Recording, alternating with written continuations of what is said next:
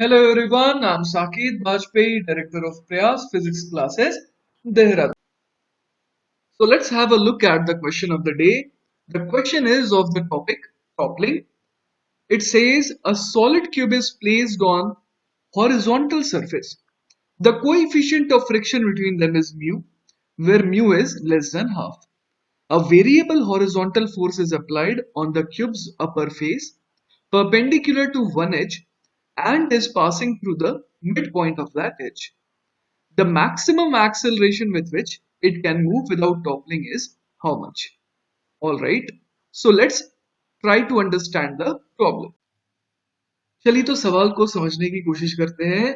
सवाल में हमारे को दिया हुआ है कि इस पर जो है एक फोर्स लग रहा है, किस डायरेक्शन में? टुवर्ड्स राइट, है ना। इस तरीके से मान लीजिए मैंने ये फोर्स F दिखा दिया। अब उसके अलावा सेंटर पर एक्ट करेगा कौन सा फोर्स? सेंटर पर एक्ट करेगा नीचे की तरफ लगने वाला फोर्स mg। ऑलराइट, अब जो है हमें ये देखना होगा कि यहाँ पर सवाल में दिया है कि म्यू की वैल्यू लेस देन हाफ है। आप पहले ये देखिए कि इसका सिग्निफिकेंस क्या है। Actually mu less than half का सिग्निफिकेंस ये है कि ये टॉपलिंग के पहले स्लाइडिंग करेगा। आइए देखते हैं कैसे। मान लीजिए कि कैपिटल एफ को हम लोग शुरुआत में जीरो रखें, ठीक है। तो फ्रिक्शन उस समय जीरो लग रहा था और नॉर्मल बिल्कुल mg के एंटी पैरेलल था। हमने क्या किया? हमने फोर्स अब लगाना चालू किया और फोर्स के मैग्नीट्यूड को धीरे धीरे बढ़ाया। तो क्या होने लगा? पीछे की तरफ फ्रिक्शन भी लगना चालू हुआ और वो भी धीरे धीरे बढ़ता गया। और एक और चीज आप देखिए कि अगर सेंटर के अबाउट किसी भी ऐसे मोमेंट पर जब ये ब्लॉक रुका हुआ है ना, उस समय अगर मैं टॉर्क देखूं तो कैपिटल एफ और फ्रिक्शन का टॉर्क जो है वो तो क्लॉकवाइज आ रहा है। तो अगर नॉर्मल बिल्कुल इस mg के एंटी पैरेलल होता तो क्या होता? उसका टॉर्क जीरो होता। और है ना, मैं किस केस की बात करूं? जब नॉर्मल बिल्कुल इस सेंटर ऑफ मास से पास कर रहा होता और ऊपर की तरफ लगता, तो उस केस में वो हेल्प नहीं कर पाता इस ब्लॉक की। किस चीज में हेल्प नहीं कर पाता? ब्लॉक को रोटेशनल इक्विलिब्रियम में रखने की। क्योंकि कैपिटल एफ और फ्रिक्शन जो है वो दोनों मिलकर के उसे कैसे घुमाना चाह रहे हैं? In the clockwise. तो इसीलिए नॉर्मल धीरे धीरे क्या होता गया? नॉर्मल शिफ्ट करता गया, है ना। Normal started to shift towards right. तो धीरे धीरे ये टुवर्ड्स राइट शिफ्ट करता जाएगा। और उस केस में हम लोग देख पा रहे हैं कि क्या हो जाएगा? एट मैक्स कहां तक जा सकता है नॉर्मल रिएक्शन? नॉर्मल रिएक्शन खिसकते बिल्कुल यहां तक जा सकता है। ऑलराइट, तो मान लेते हैं कि नॉर्मल रिएक्शन जो है खिसकते यहां पर पहुंच गया। हमें पता है कि उस मोमेंट पर, जैसा कि सवाल में दिया हुआ है कि ये ब्लॉक स्लाइड कर रहा है, तो वही मैं आपको समझाना चाह रहा हूं कि ये टॉपल क्यों नहीं कर जा रहा है बिफोर स्लाइडिंग। ये म्यू लेस देन हाफ का क्या रोल है वो मैं आपको बताना चाह रहा हूं। आपको ये समझ में आ रहा हो कि नॉर्मल रिएक्शन की वैल्यू क्या हो जाएगी उस केस में? mg हो जाएगी, राइट। तो नॉर्मल हो जाएगा mg के बराबर, क्योंकि वाई डायरेक्शन में तो मोशन नहीं कर रहा है। तो अब आप सोचिए कि अभी क्या हो रहा है? कैपिटल एफ की वैल्यू एग्जैक्टली मान लीजिए हो गई लिमिटिंग फ्रिक्शन के बराबर, मतलब म्यू इंटू एम इंटू जी, है ना। फ्रिक्शन इस समय हो गया म्यू इंटू एम इंटू जी। अब इस मोमेंट पर ये देखना है कि कौन जीतेगा। ये स्लाइड कर रहा है, तो क्या ये इस मोमेंट पर टॉपल भी कर रहा है क्या? तो चलिए हम लोग देखते हैं। और ये देखने के लिए एक काम करते हैं कि मैं इस पॉइंट के अबाउट, है ना, ये वाला जो पॉइंट है, इस पॉइंट के अबाउट सिस्टम का टॉर्क देखता हूं। तो टॉर्क जो दिख रहा है मुझे वो एक तो कैपिटल एफ के कारण दिख रहा है। वो कितना लग रहा है? Mu M G into A, mu M G into L. यहाँ पर एल क्या है? एल मैंने एज लेंथ ऑफ क्यूबॉइड, ये जो क्यूब है उसको माना है। तो mu M G into L आ गया। Torque because of the capital F force, ये कैसा है? क्लॉकवाइज सेंस में घुमाने की कोशिश कर रहा है। और इसको बैलेंस करने की कौन कोशिश कर रहा है? ये जो mg का टॉर्क है, आप देखिए mg का टॉर्क इसे क्या कर रहा है? एंटी क्लॉकवाइज सेंस में रोटेट करने की कोशिश कर रहा है। तो mg का टॉर्क कितना आ गया? mg इंटू, और ये लेवर आर्म कितना हो जाएगा? L/2। तो यहां से म्यू बराबर कितना आ गया? म्यू बराबर आ गया हाफ। तो हमारे को ये समझ में आया कि म्यू बराबर हाफ का सिग्निफिकेंस क्या है। म्यू अगर हाफ होता तो क्या होता? जस्ट जिस समय ये स्लाइड करने वाला है उस मोमेंट, उस एग्जैक्ट मोमेंट पर ये क्या करता? टॉपल भी जस्ट करता है, ऐसा कह सकते हैं। तो बाकी केसेस में जब म्यू क्या है? लेस देन हाफ है, तो उन सारे केसेस में ऑब्वियसली कौन जीतेगा? उन सारे केसेस में कौन जीतेगा? स्लाइडिंग। स्लाइडिंग जीत जाएगा। इसका मतलब पहले स्लाइडिंग होगी और बाद में कहीं जाकर के टॉपलिंग होगी। तो पहली चीज जो मैंने आपको सिर्फ और सिर्फ अभी समझाई है, वो क्या समझाई है? कि यहां पर म्यू का हाफ से छोटे होने का क्या सिग्निफिकेंस है? सिर्फ इतना सिग्निफिकेंस है कि पहले यहां पर स्लाइडिंग होगी और कुछ देर बाद हो सकता है कि क्या हो जाए? टॉपलिंग। ऑलराइट, तो जैसा हमें सवाल में दिया था, मैंने उसका फ्री बॉडी डायग्राम बनाया है। ये जो हमारा ब्लॉक है ना, इस पर मैंने राइट की तरफ दिखा दिया कैपिटल एफ फोर्स, और नीचे लग रहा है mg। और अगर ये ब्लॉक स्लाइड कर रहा है ना, तो मुझे क्या दिखाना होगा? Towards left, mu into N. और एन यहां पर कितना हो जाएगा? mg के बराबर, तो इसलिए मैंने फ्रिक्शन को दिखा दिया म्यू इनटू mg। अब हम लोग सोचते हैं कि लेट अस से कि हमारा जो नॉर्मल रिएक्शन है वो कहीं खिसक गया होगा, है ना। मान लीजिए कि इधर इतना खिसक गया, और लेट अस से कि ये वाली डिस्टेंस x है ना। This is the case of shifting of normal reaction. तो इस केस में हमारे को ये समझ में आ रहा है कि नॉर्मल रिएक्शन अगर खिसक गया तो भी उसकी वैल्यू जो है नॉर्मल की, वो किसके बराबर होनी चाहिए? mg के बराबर। क्योंकि ब्लॉक तो मूव कर रहा है किस डायरेक्शन में?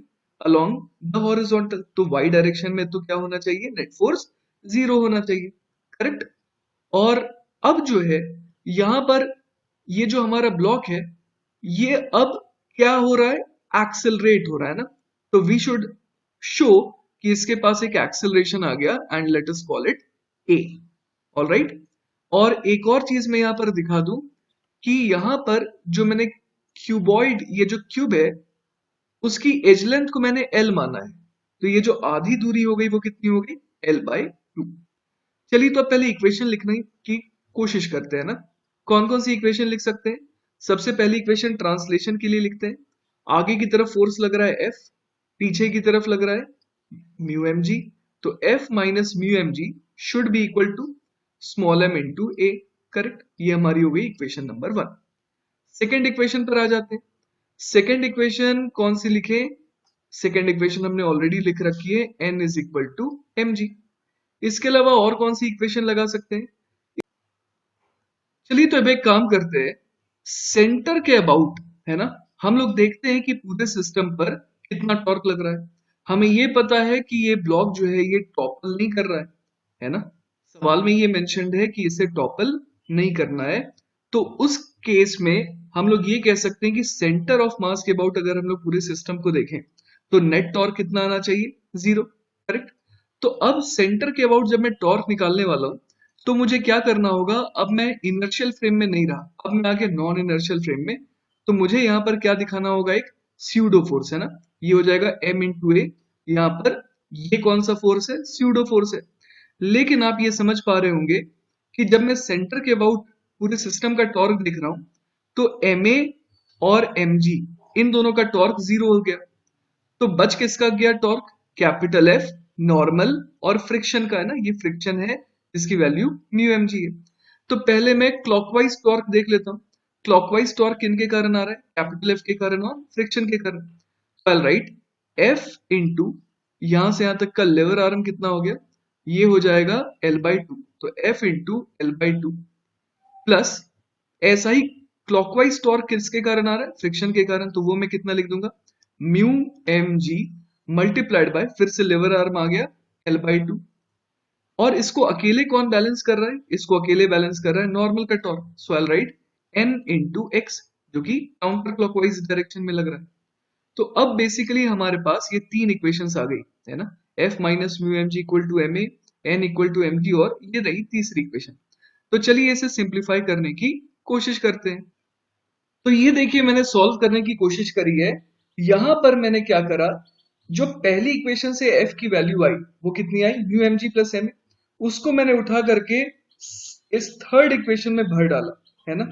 जब मैंने इसमें यहां पर इसे पुट किया, तो देखिए मेरे पास इक्वेशन बनी M A plus mu M G into L by two plus mu M G L by two equal to N X, और एन के बजाय मैंने लिख दिया एम जी, राइट।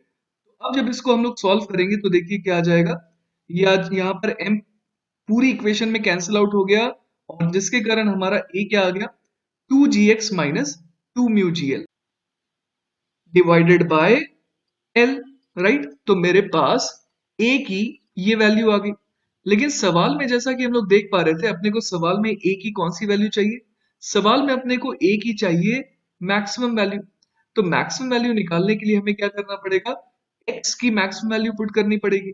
और x की मैक्सिमम वैल्यू क्या हो सकती है?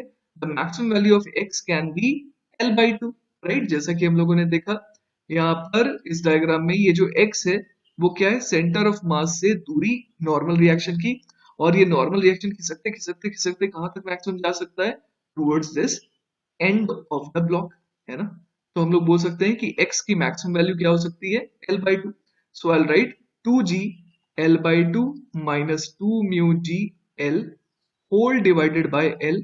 तो यहां से a max कितना आ गया? ये आप देख सकते हैं आ गया g minus 2 mu g, right. तो हमारा आंसर हो गया a max is equal to g times 1 minus 2 mu। All right. तो आई होप कि आपको ये सवाल समझ में आया होगा। टॉपलिंग एक ऐसा केस है जिसके सवाल जो है बहुत ही सिंपल होते हैं, बहुत ही कॉमन तरीके के होते हैं। इस सवाल में बस एक चीज आपको ध्यान देने लायक थी, वो ये थी कि आपको स्यूडो फोर्स का ध्यान देना पड़ा, है ना। वरना क्या होता कि अगर आप किसी और पॉइंट के अबाउट अगर टॉर्क बैलेंस करते, है ना, तो आपको क्या करना होता? स्यूडो फोर्स का भी ध्यान देना पड़ता। वो तो हम लोगों ने सेंटर ऑफ मास के अबाउट इस बार टॉर्क देखा तो ma का कोई भी टॉर्क नहीं आया, राइट। लेकिन अगर इस ब्लॉक पर बैठ जाते और किसी भी इसके पॉइंट के अबाउट टॉर्क देखते तो आपको स्यूडो फोर्स का टॉर्क जरूर इंक्लूड करना चाहिए था। All right. तो आई होप कि आपको ये सवाल समझ में आया होगा। In case you have any doubts, you have my number, feel free to call me and clear your doubts. Don't forget to subscribe to our YouTube channel and we'll meet again tomorrow with a different problem of the day. Till then, bye.